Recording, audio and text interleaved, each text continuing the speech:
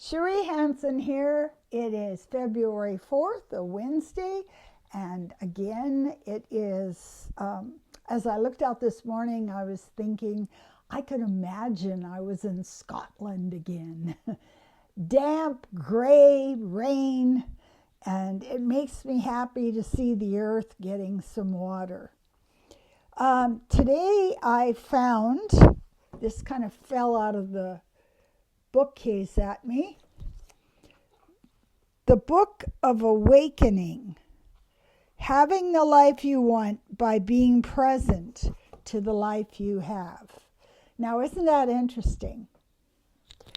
Sometimes when we're spending all of our time mulling over, reheating the hash of the past in the pan on the stove top, or we're fantasizing about the future, we miss out on now.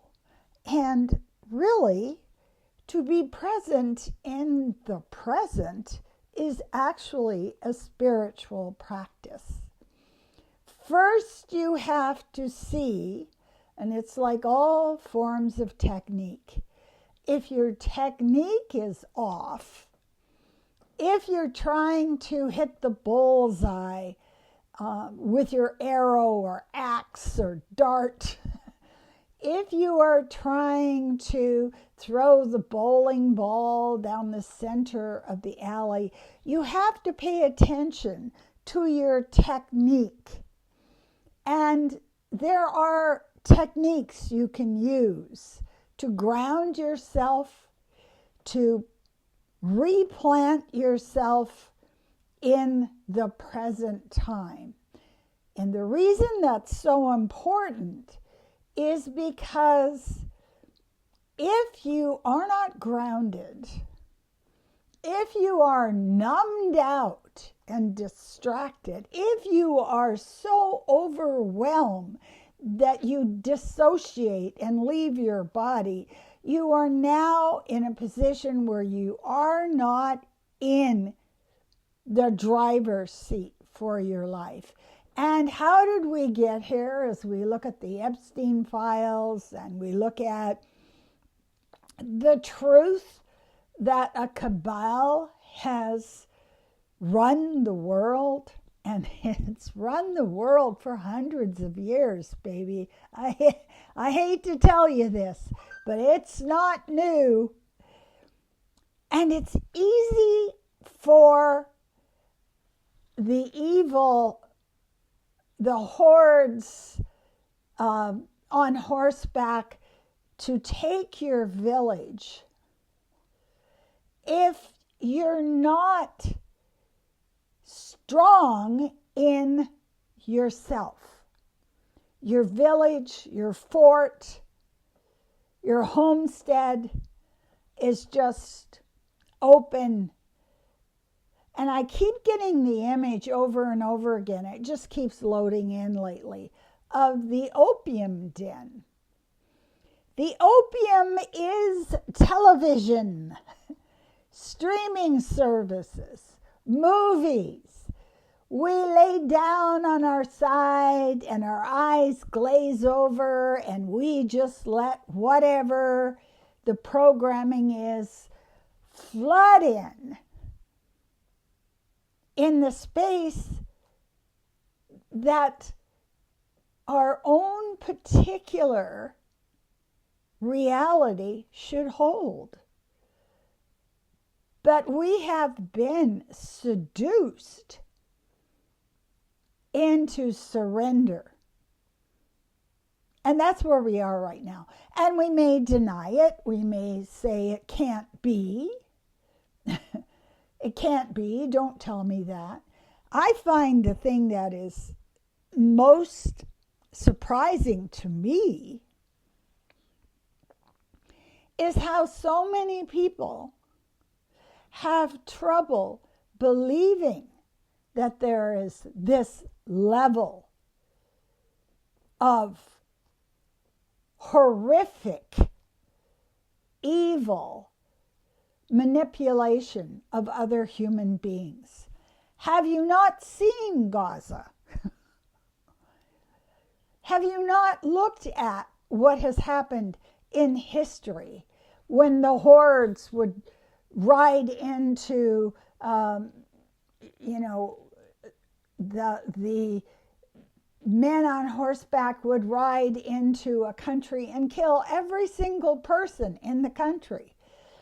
Where have we disconnected from knowing history, from knowing what has occurred in the past, and from knowing what is occurring now? How can there be 400,000 children missing in a country, and yet we're just surprised that they just evaporated? That's my reaction. It's just like, what? You can't believe this?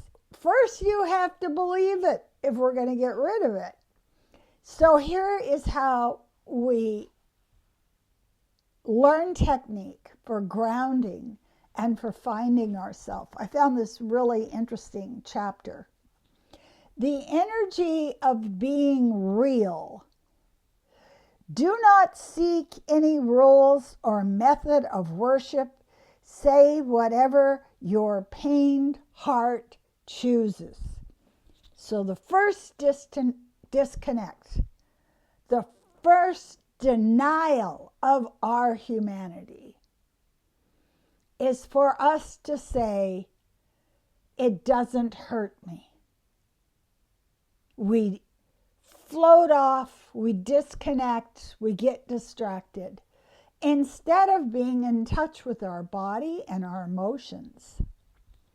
Mana is a term originally used in Polynesian and Melanesian cultures to describe an extraordinary power or force residing within a person or an object, a sort of spiritual electricity that charges anyone who touches it.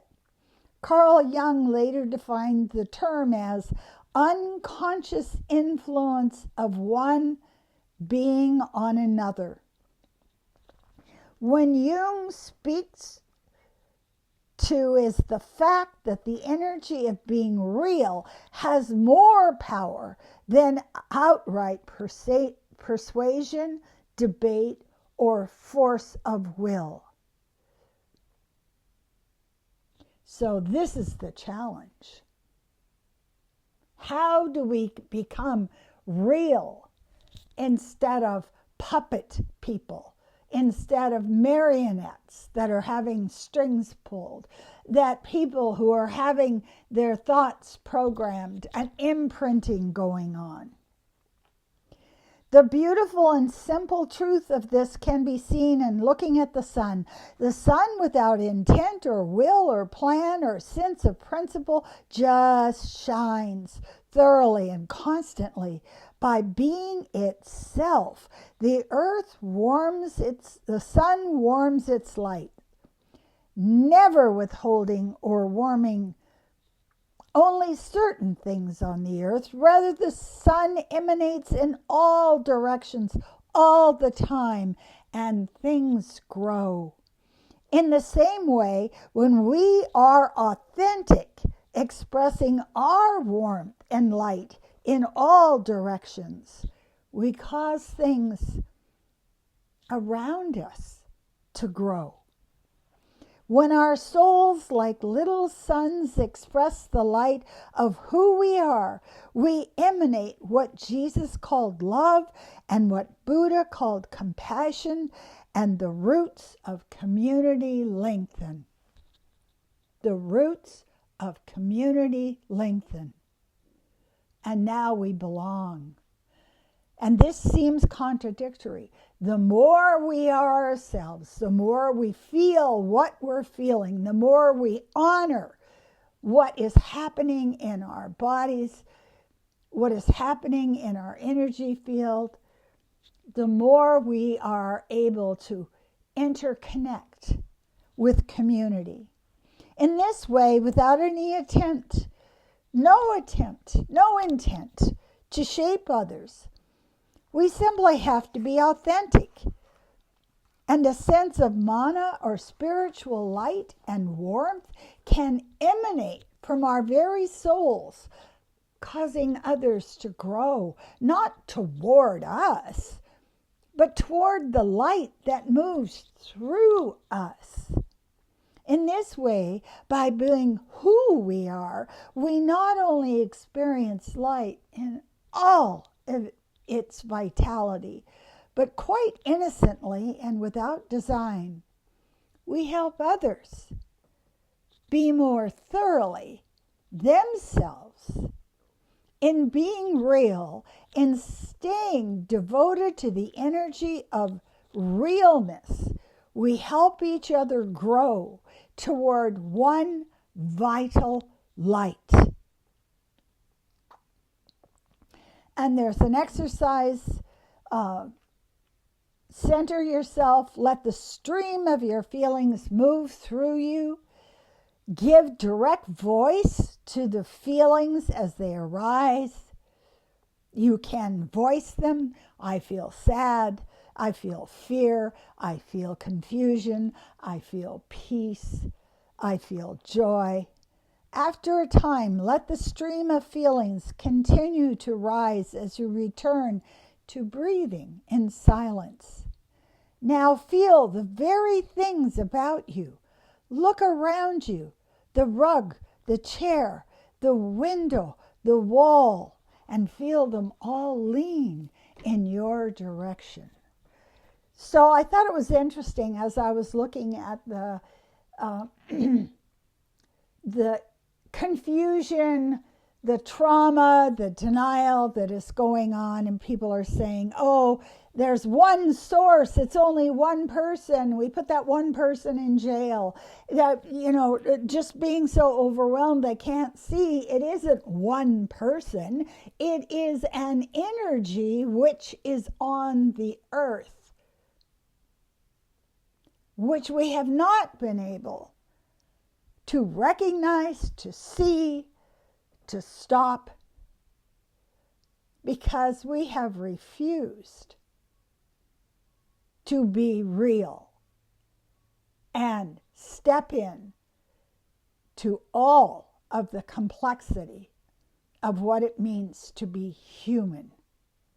And that's the antidote. That is the vaccination that we need. And how do we do it? We do it alone. We do it sitting in a chair. We do it when we connect with our neighbor. We can change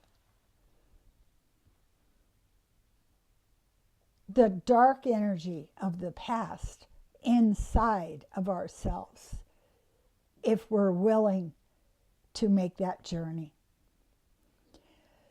Please subscribe to my channel. I would really appreciate it. There are a lot of people that I think would benefit from hearing how I'm finding my way through this jungle. I'm offering light. I'm offering optimism. And get a hold of me if you would like a card reading, a psychic reading, to set up a contract with yourself to work toward being authentic. This is me. This is me. I'm human. No more mask. No more pretending. No more denying. No more living dressed in a uniform that the controllers put you in and being put in the marching band and trying to stay in step. That's over. Do make a comment, thumbs up, subscribe. And I want to say to you that I really appreciate you stopping and watching my video today. I appreciate you.